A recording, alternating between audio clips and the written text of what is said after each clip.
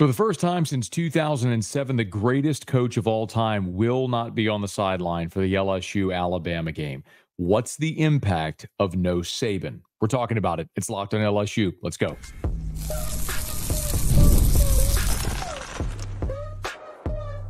You are Locked on LSU, your daily podcast on the LSU Tigers. Part of the Locked On Podcast Network, your team every day. Okay, let's get it. It is Locked on LSU, your team every day. I'm your host, Matt Moscona. Thanks for making us your first listen. We are free, available wherever you get podcasts, of course, on YouTube as well. So please subscribe. And if you're on YouTube, please smash that like button. Today's episode is brought to you by FanDuel. You can start the season with a big return on FanDuel. New customers can place a $5 bet, and you'll get started with $150 in bonus bets if you win your first $5 bet. Visit FanDuel.com to get started. We have some pretty significant basketball news. Kim Mulkey landed her second 5-star in the last 72 hours. A major LSU men's basketball player, Tyrell Ward, has left the basketball team. Tigers did tip off the season with a win against ULM. We'll give you some thoughts on that here in just a quick second. But for all the talking points and storylines we've had here on LSU Bama Week, for all the conversations about defending Jalen Milroe and Nussmeier protecting the ball and LSU's ability to run or stop the run or any other things, Tiger Stadium at night, all the ancillary things. In my opinion, the single biggest factor isn't someone that's going to play on the field. It's who's not going to be there. That, of course, is Nick Saban. For the first time since 2007, Nick Saban, as you well know, will not be on the sideline when LSU plays Alabama. And that has made a massive impact, in my opinion, on the general vibe around the game this week. Listen, wherever you're watching or listening, maybe you're in Baton Rouge, and chances are many of you might not be. But earlier this year when Ole Miss came in, the energy was palpable. Everywhere you went in town, it's all anybody talked about, and you just knew there was that general nervous energy and angst that builds up when you know it's a big game. That hasn't been the feeling this week. It's a big game, and everybody understands there's an awful lot on the line. If LSU loses to Alabama on Saturday in Tiger Stadium, the Tigers have a third loss, and the opportunity of making the playoffs would just be a miracle heave. There'd have to be a bunch of losses and upsets, and as a 2-loss SEC team, LSU would have to get to Atlanta and win the SEC and get an auto bid. That would be your only path if you lose on Saturday. Your path as an at-large is gone after Saturday, and for all intents and purposes, the loser is going to be out of the playoff. So there's major stakes, and it's still LSU-Alabama. But the team from Tuscaloosa is going to run out of that tunnel, and they're going to wear that uniform, and they're going to have the numbers on the side of the helmet, and they're going to play Yay Alabama, and that dude in the elephant costume is going to come out and stand on their sideline and all that stuff. And it's just not going to be the same. Yeah, it's going to be Alabama, but it's not Nick's Alabama. Brian Kelly was on the SEC coaches teleconference on Wednesday, and he was asked what it's going to be like coaching against Alabama without Nick Saban for the first time.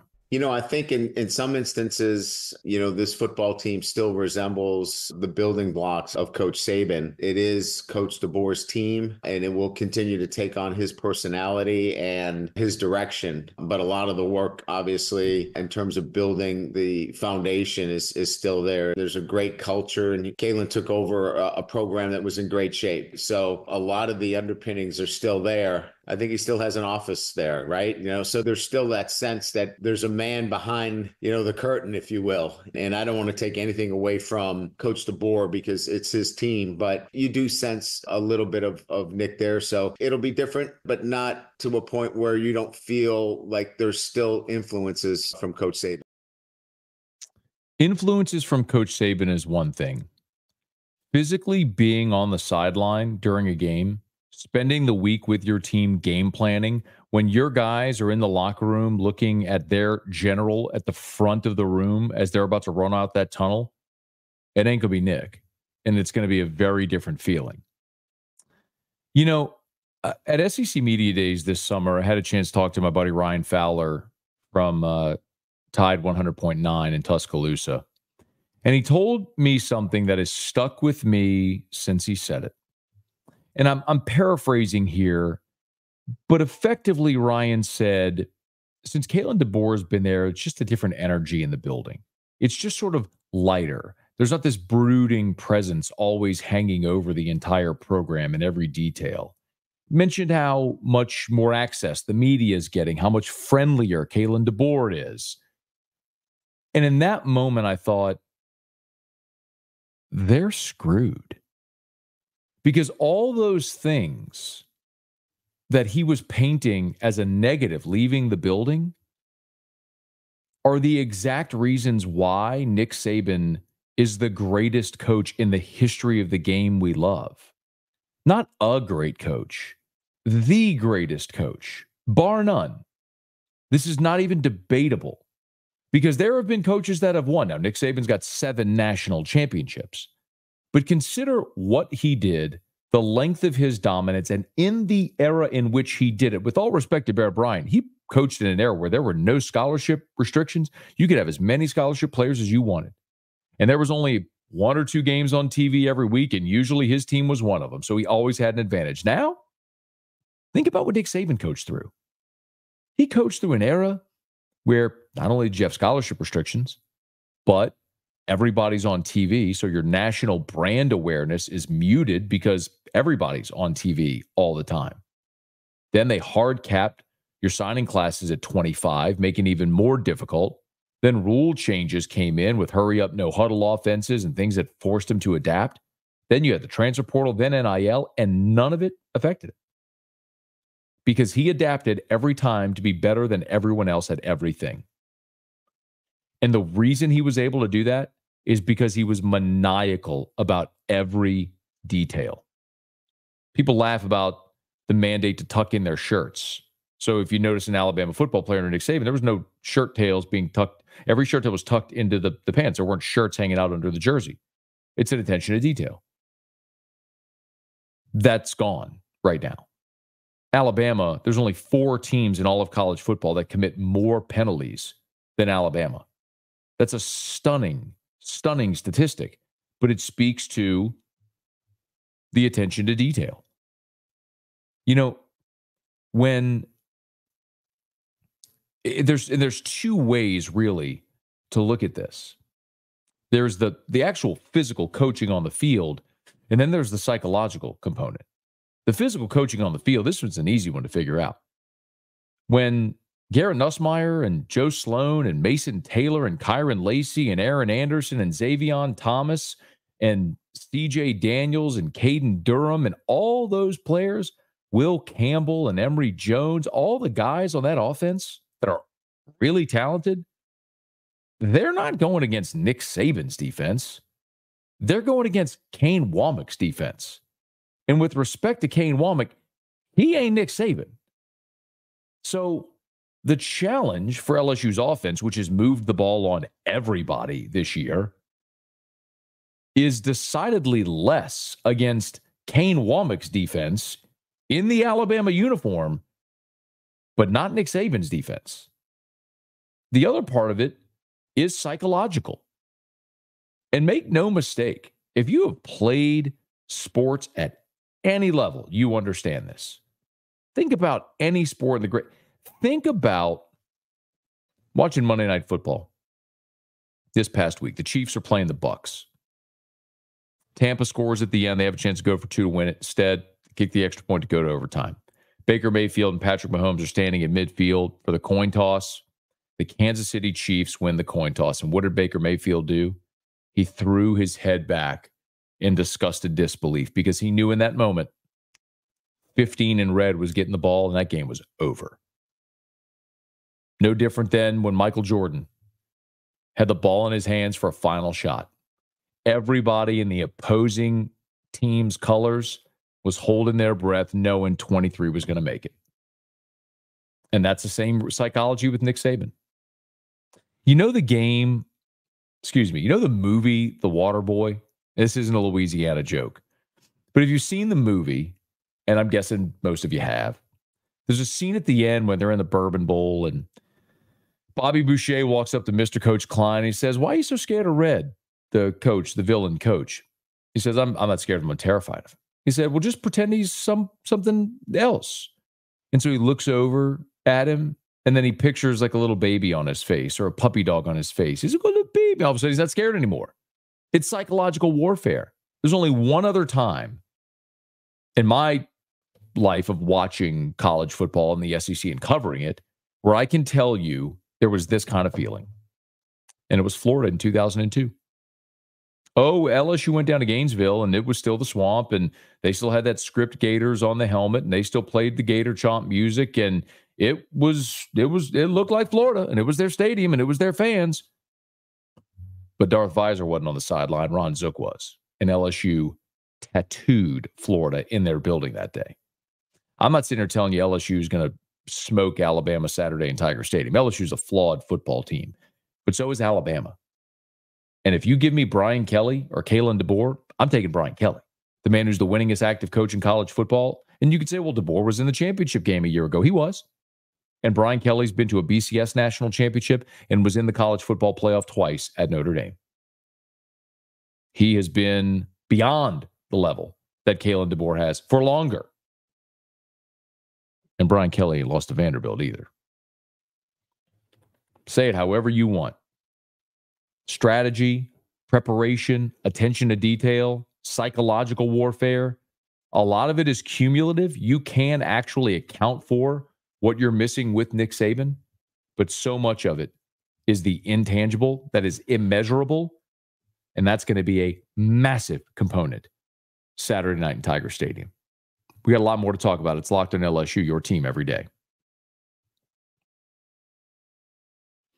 Today's episode is brought to you by FanDuel. Get ready to tackle the NFL action with FanDuel, America's #1 sportsbook. Because right now, new customers can bet $5 and get $150 in bonus bets if you win. The FanDuel Sportsbook app gives you everything you need to place live bets on the NFL, all in one place. So when you get a hunch in the middle of the game, you can check out the latest stats, view live play-by-play, and so much more on the same page where you place your bets. Just visit FanDuel.com to join today. You'll get started with $150 in bonus bets if you win your first $5 bet. That's at FanDuel.com. Never waste a hunch and make every moment more with FanDuel, an official sports betting partner of the NFL. So it will be LSU and Alabama, and Nick Saban will not be there. Of course, Jalen Milroe will be there. And the last time these two teams faced off, Jalen Milroe was an absolute terror. He ran for 155 yards and count them, four touchdowns. Of course, this year, the best half of football Alabama had was that first half against Georgia. And that was Jalen Milroe's only 100-yard rushing game this season. Kalen DeBoer on the SEC coaches teleconference on Wednesday was asked about LSU's plan defending Milroe, and he noted LSU had, of course, extra time to prepare, so assuming they'll be ready for Milroe this time. So, yeah, I expect them to be dialed in on another level from what they were against Texas A&M. You know, we're kind of got surprised with the quarterback change. So they got athletes and, they got good coaches and have been coached up well against the opponents. So, we got to still keep doing what we do and just mix it up and change it up, little tweaks like we would any other game plan. The one player that certainly will be integral in stopping Jalen Milroe, both of LSU's defensive ends, and Braden Swinson and Savion Jones. Well, Savion Jones met with reporters this week as well and also talked about the plan in defending Milroe. We all know that he got good legs on him. He quick to get out the pocket, but we can't rush scared of his abilities to run the ball. We can't let his legs hinder our ability to pass rush. So it's just, making smart rush moves, knowing what kind of rushes we could do during what kind of plays. So I love the way he said it. We can't rush scared. One of the things that LSU was so committed to doing against Texas A&M, because Connor Wegman wasn't a threat to run, is the ends were crashing down in that game. And when Marcel Reed entered, they were still crashing down, and nobody was accounting for Marcel Reed.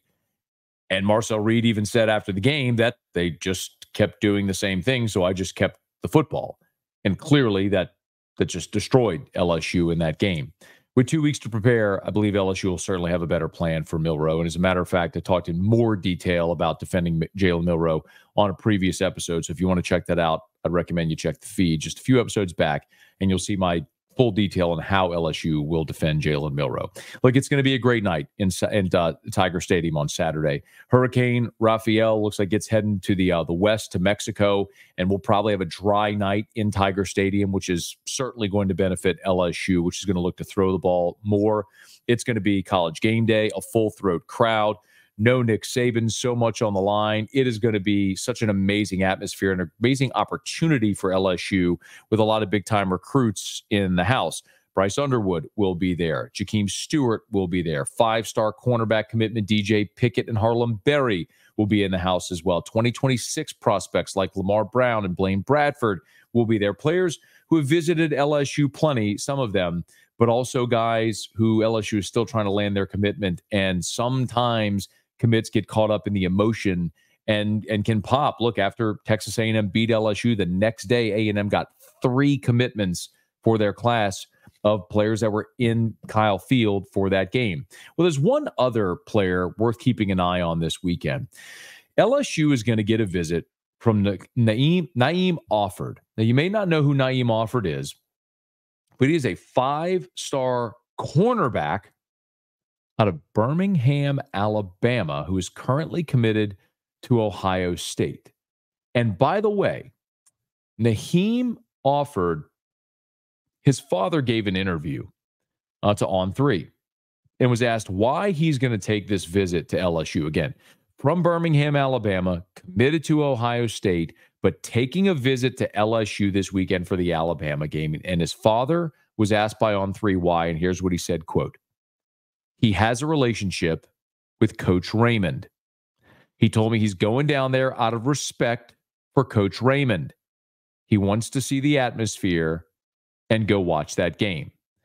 For what it's worth, Offord will be at Ohio State, Michigan on the weekend of November 30th. The odds of a flip are slim. I don't think anyone's counting on that. But just for the nuts and bolts, Naeem Offord is a 5-star.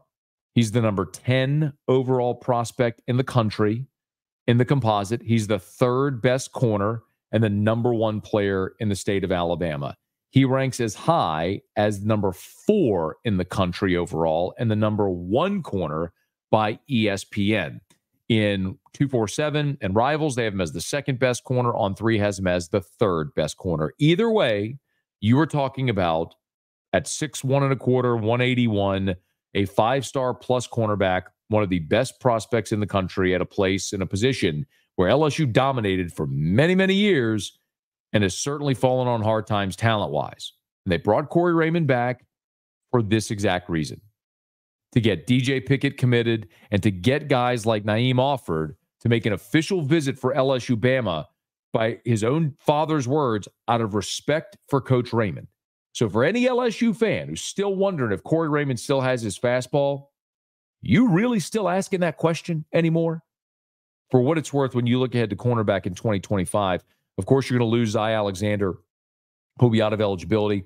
You're going to return Ashton Stamps. You're going to return P.J. Woodland. You're going to return Jair Brown and J.K. Johnson. You've got 5-star DJ Pickett already committed. He'll sign. You have other cornerbacks in this signing class, and you could go hit the transfer portal as well. But the bottom line is, when you keep getting guys like DJ Pickett, Naeem Offord rolling through LSU's campus, it's starting to look and feel a lot in that secondary like it did for a decade when LSU proudly planted its flag atop the mountain as DBU. So it is probably not going to be a player that LSU flips, but you can't flip him if you don't get him on campus and make your pitch. And LSU is going to get there at bat with Naeem Offord, with a whole host of other 5-stars all over the field and all over Tiger Stadium on Saturday when Alabama comes to town. ULM was in town at the PMAC on Wednesday night as the LSU basketball team tipped off the season. A quick recap of the season opener of Matt McMahon Season 3. We'll get to that next. Locked on LSU, your team every day. Today's show is brought to you by 5 Hour Energy, and our friends over at 5 Hour Energy know being a passionate football fan isn't just a hobby, it's a way of life. It takes a lot of energy to power through all-day tailgates, touchdown celebrations, or an agonizing second overtime, which is why they created Stan the Fan 5-hour energy shot with a special flavor called Fan Fuel. The energy shot made just for super fans like us. The fans who are first in the parking lot and the last to leave, we see you. So you're going to be out at Tiger Stadium this weekend tailgating or making it through the day to make sure you can be at your absolute peak for every minute of LSU-Alabama. You better get a little 5-hour energy. Stan the Fan. 5-hour energy knows no matter what team you root for, being a fan requires heart, soul, and a whole lot of energy. Whether you're prepping for the big tailgate, ironing your jersey, your game day list is always a mile long. That's why the limited edition Stan the Fan 5-hour energy shot is here to help keep you fueled throughout the season. What's your fan fuel this week? Whatever it is, do it with a 5-hour energy. Available at 5hourenergy.com, shipped nationwide. LSU basketball got a big win to tip off the season, year 3 of the Matt McMahon era. They beat ULM in a big way at the Maravich Center, 95-60. Reed for LSU scored 24 points. But Jalen Reed, that was a career high. And Cam Carter added 21 for the Tigers. It was a really impressive performance, especially when you look at LSU starters in this game. By the way, freshman Robert Miller got the start for LSU, along with Carter and Reed. It was a offensive deluge for LSU. They led 50-27 at the half, and they would roll in the second half with a second half score of 45-33. It was a monster run for LSU. I'm looking for the exact time in the game when it happened. Forgive me. Here it was. LSU, it was early in the game. It was about 3 minutes into the game. LSU went on a 22-4 run. They went up 44-19. Reed finished with 16 points in the first half. Carter had 14. Tigers led 50-27 at the break, and then Jordan Sears, of course, had a nice day, a nice game as well for the Tigers. So something you've seen here from Matt McMahon is a blend of guys returning, like Jalen Reed, who's of course is a junior on this team, the 6'10", 240-pound forward who led LSU with a career high 24 points. Damian Collins, the Kentucky transfer, the 6'9" forward, had a beautiful block early in the game.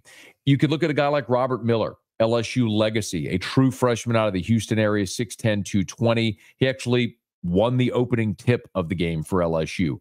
Curtis Givens, the freshman out of Mount Montverde, had a nice day. But here's the other part that I would point out. Look at how much veteran presence is on this team. Jordan Sears, fifth-year senior out of UT Martin. Jai Bailey, grad student from Richmond. Cam Carter, a senior from Donaldsonville who went to Kansas State and is now at LSU. You can look at some of these veteran players. I mentioned Damian Collins, a redshirt junior, so he's in his 4th year, transferring to LSU from Kentucky. You've got a bunch of veteran guys on this team that Matt McMahon brought in. And while you've got to get them to learn to play together and blend them together to create a unit, one team as a whole, you have not only a veteran presence on this team, guys that have played a ton of basketball, but guys that have played a ton of basketball at a very high level. So, listen, my feeling on this LSU team is that Matt McMahon has a team that is capable of and should hear its name called on Selection Sunday and be in the big dance. The challenge is that the SEC is as deep this year as I can remember. LSU is projected in the preseason by the league's coaches to finish 14th. Now, they're not always right, but this is a talented, veteran, deep LSU squad that's picked 14th in the league. I think they'll finish much better than that. I do think this is going to be an NCAA tournament team. One thing that is a blow for the Tigers is just moments before tip-off on Wednesday, the program announced that junior Tyrell Ward is stepping away from the team. Matt McMahon said it was to focus on his mental health. Ward's a 4-star prospect out of Washington, D.C., played 2 seasons with the program. 54 games, 18 starts.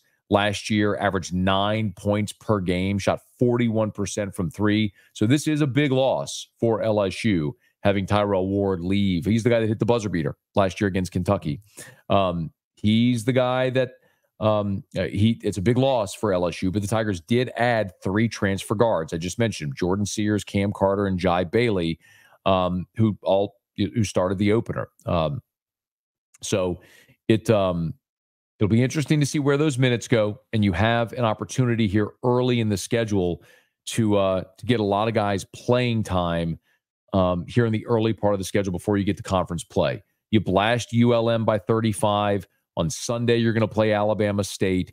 Then you're going to head to take on Kansas State and Charleston Southern out at Bramlage Coliseum. So, we'll see how that one goes. Going to Manhattan, Kansas to face Kansas State. Then you're home against Charleston Southern before you go to the Greenbrier tip-off in West Virginia, where you'll play Pitt, UCF, or Wisconsin in the second game.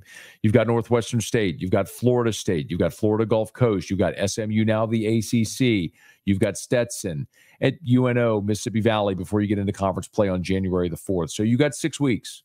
You had 6 weeks before you hit conference play to figure out a lot and how you're going to divvy up these minutes. But a really nice start for LSU Wednesday night at the Maravich Center. And one more note before we get out of here. How about Kim Mulkey? If you missed it, Kim Mulkey on Wednesday landed another 5-star commitment. For the second time in 3 days, Kim Mulkey landed a 5-star commitment to top 15 overall players in the country. This time it's Grace Knox out of Rancho Cucamonga in California. You've just got to be kidding me.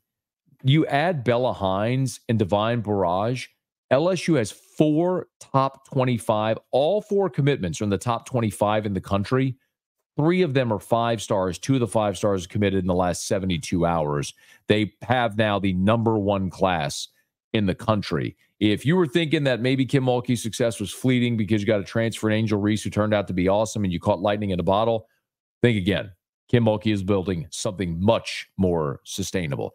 I get it. LSU-Alabama this weekend, and we're not focusing a ton on basketball, but there's something percolating over there at the Maravich Center. Certainly Kim Mulkey's had it going, but Matt McMahon might be getting that thing geared up as well for an NCAA tournament run here in 2024-2025. Okay, that's going to do it for us here on today's episode of Locked On LSU. Thanks for making us your first listen. Now go check out Locked On SEC with our guy Chris Gordy. Locked On SEC is available on YouTube or wherever you listen to podcasts. Remember, if you are listening on podcasts, please subscribe on your favorite podcast app. Rate us, leave a review. If you're on YouTube, smash that like button, subscribe to the channel, hit the bell so you're notified whenever we post a new video, and let a friend know that if they love the Tigers, we got you here every single day for Locked On LSU, your team every day.